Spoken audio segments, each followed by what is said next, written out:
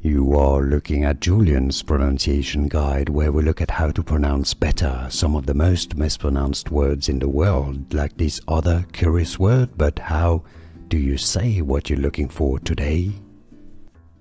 Let's learn once and for all how to pronounce this common, very useful expression in English, essentially meaning an assortment of small items.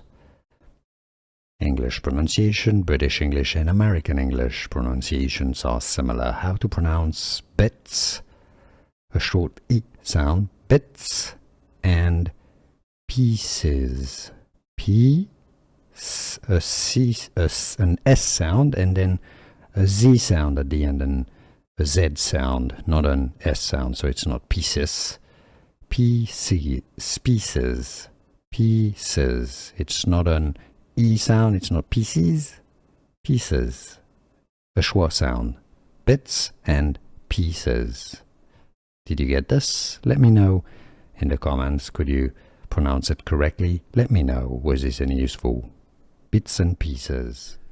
Here are more videos on how to pronounce more confusing words and names too many mispronounced. Like this video if you found it useful. I appreciate your support. I'll see you soon and thanks for watching.